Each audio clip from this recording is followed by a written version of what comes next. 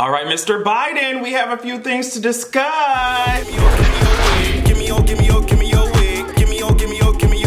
You don't know what to do. Now, I wanted to go ahead and make this announcement because this person has been so supportive of me. As you all know, Ocean Kelly is the producer mastermind behind my latest musical EP project called Extinction. And he released a project, like a whole full album of his own. It's called Aquarium 51. It is everything. It's full of the bars, it's full of the themes, it's full of the beats and production, it's full of all of the homosexuality that your heart could desire. So I just wanted to give him a shout out, especially since he's been so helpful in, like I said, my creative endeavors. So go ahead, check it out. It's on all streaming platforms. It's amazing. Every song is a goddamn bop, and that's just on period. Patreon.com/AdrianExpression is waiting for you girls. I just put up a really cool article, I'm really proud of it, about Toni Morrison. Even though she passed away, her work and her influence remains. I highlighted the fact that she demanded such space and respect. So go ahead and check that out. Now, something else that I was happy to check out was, you know, scrolling, and I saw that Normani met up with Janet Jackson. Apparently they went to some concert and they were sitting in this backstage type of tease, you know, as you can clearly see here. Now, that's what you call talent supporting talent. That's what you call legends supporting legends in the making. We had to stand on that one, and then they went on Instagram, started gushing over each other. It's just, wow, the power that has. And speaking of power that something has, the power that is in this image is threatening to knock me out. It's threatening to cut my jugular. It's threatening to just slice my hamstring. You know, it's threatening to cut my legs off. It's threatening to shoot an arrow straight through my heart. Like, sis is out here. I don't know if she's trying to give us Kelly Rowland type of tease with this motivation. I don't know what's going on, but all I have to say is, sis, we're all gonna buy it. We're all gonna stream it. You're giving us all types of dangerously in love with this blue jeans hanging off you, and this, wow, we're ready. It's apparently coming out on the 19th of this month. So sis has been working, and we've been asking, we've been begging. We're like, girl, this is really cute. You're doing all these festivals, and it's really fun that you're doing all these interviews and stuff. Oh my God, so cute. When's the music coming? When's the music coming? She said, finally, it's here. I'm still here, or she's going to be here, and we're all gonna stream it. Yeah, I don't know who told her that it was acceptable for her to just keep stepping on my neck in such a fashion. Just, you see her head leaning back like, hey girl, you know, her eyes looking into the camera like, sis, I know you see me. So, Normani, we do see you. And there's really no other way that I can express my excitement except to wait until the 19th and press play. Like, it's just, I'm ready. Speaking of things that are hard to contain my excitement about, anytime Skai Jackson takes her ass onto Instagram to clap back at one of y'all, I get every piece and particle and proton of my entire life. So someone, I don't know, this girl was pressed on Instagram. How dare you keep posting about Cameron Boyce? Oh my goodness, give her the rest. And it's just like, damn, the kid just passed away. And as Skai Jackson says, I've known him half my life, so I'm gonna post whatever. This is what she said. She was like, I've known Cameron for half of my life. He was a brother to me / all of us. I can do as I please, just like you take pics with your mouth open, and it's not flattering, girl. And then she went over to this girl's picture and said, close your mouth. I want a show. I don't know if we can get Skai Jackson on to Wildin' Out, or if we can, what do we have to do? Is there some type of cipher that we can get Skai Jackson into? Where is there a reading competition that we can get her into, or a dragging competition? I would like to see. I knew that sis was hilarious when she went toe to toe with Azalea Banks, and you know when you in these Disney contracts, they don't like your ass cussing. So the fact that she was able to drag Azalea Banks without no curse words, I said, sis, you gotta keep an eye on sis. Alright, so let's talk about Megan Thee Stallion. Now let me tell you something. Creative direction really makes a huge difference when it comes to some of these photo shoots, because they did a good job. We already know that Megan Thee Stallion, she likes anime, so she had this whole Todoroki Tina going on. If you don't know who Todoroki is, like, girl, you need to watch My Hero Academia and just get with the program. I don't know what else to tell you. If you're not watching My Hero and you like anime, I would be very surprised if that's the case. But if you like anime, you ain't watching My Hero, girl, you need to get into it. Even though the only person I really press for is Todoroki, and I do like Bakugo, even though he is a hothead. Midoriya can be really annoying sometimes. It's giving me very much so Aang from Avatar: The Last Airbender type of tease. He can be really fucking annoying, but usually at the end of the day, he gets his shit together. Okay, that was a little tangent, but that's what I'm saying. So Todoroki, I think he's the coolest character in that anime, no shade. So he can use fire and ice powers and shit. So she's really been branding herself off of Todoroki Tina. She's even gotten the official Twitter account for the anime to respond and play with it. It's really cute. So I love all these pictures. She did what she had to do. The article I think that was featured was entitled Megan was born for this, or Megan was made for this. Yeah, it's really something to be said about the way that Megan Thee Stallion brands herself, her team, her creative team behind her, and her marketing. They know exactly what they're doing. There are a lot of people talking about, okay, so what we're gonna do when summer's over, hot girl summer, and everybody's like, girl, that's why we have Tina Snow for the winter. And it's just like, wow, this the flavor, the branding, and there's power behind that. Now let me tell you something that I wish that there was more power behind, this hot girl summer song. And you know, people get so angry when I'm like, girl, I'm not gonna sit up here and pretend like I like every single thing. It's just, that would be ridiculous. And artists would not know who to trust if they don't get genuine feedback. So I'm just like, for me, and it's just like, sis, all I'm saying is just, it's my opinion.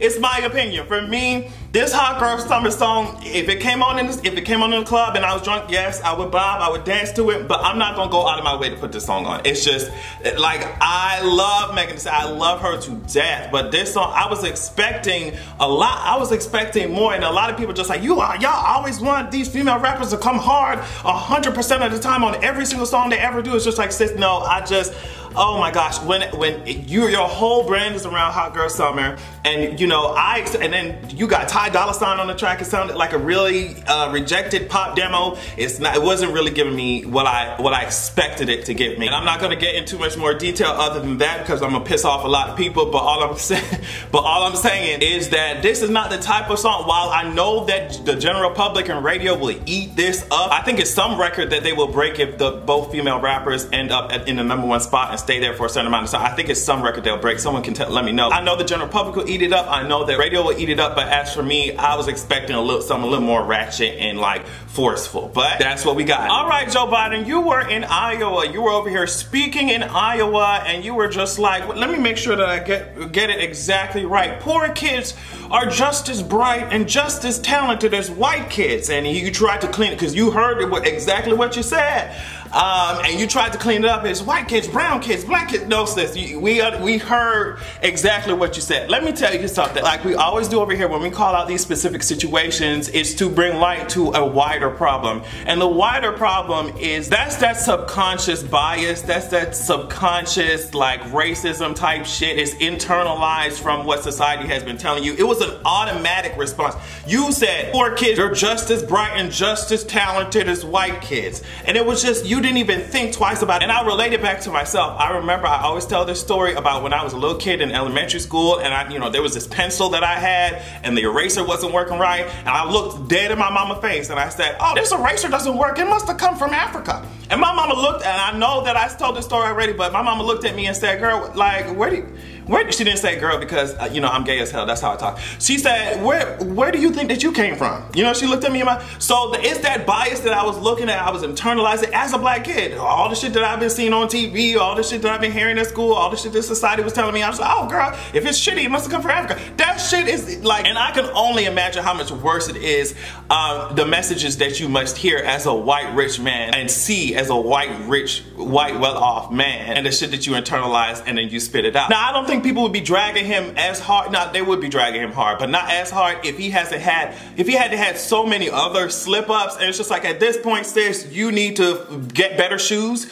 You need to, I don't know if you have to rotate them tires, or if you, like, the axle needs to be fixed, because the way that you slipping and sliding is just something at this point has got to give. Sis was really up in front of Iowa talking about, and it's just like, I know that his team, they be backstage, they be in their offices just ready to jump off all types of cliffs. I know that they're team in the back, and that's why we told Simone Sanders, we were just like, sis, and she told us to shut up. She told us to mind our broke ass business and shut the fuck up. That's what she said. But we're just like, Simone Sanders, Simone says, you was over here fighting for this. And maybe she thought that he would be the runner up and she would follow him to the Oval. But it's just like, sis, the way that it's looking, every time Joe opens his mouth, it's like his mouth is searching for his foot. It's searching for his foot. I know that the polls are showing him as front runner but I don't know how much longer that's gonna last if he keeps on saying this type of dumb shit. And that's what I put on Twitter. I was like, when we're talking about unconscious bias, and when we're like, that was automatic. It just blurted. It was just out of his mouth. Just unconscious bias.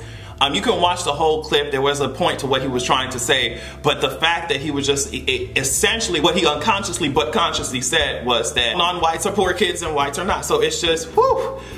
Sis has a lot of unlearning to do if he's actually genuine, and the presidency is not the place to do it. So I'm absolutely tired of talking about shootings, especially since the Associated Press just reported that the El Paso shooter literally waived his Miranda rights so he could say, yeah girl, it's me, I'm the shooter and I was targeting Mexicans, I'm over it. But I had to bring up this specific Walmart story. Apparently employees from Walmart got these directives from the higher ups talking about well, y'all need to take down all these displays of violence and from our stores. You need to take down all these video games and any events of all these shooter games. You need to take that shit down. We're not gonna have it displayed in the stores. Meanwhile, Walmart is still selling guns at their stores. So it's just, and that's, see, that's the problem with how we address issues in this country. When something happens, it's just like, oh girl, let's take the imagery down. Let's take this. Meanwhile, the meat of the issue is still left to rot and just smell up all of society.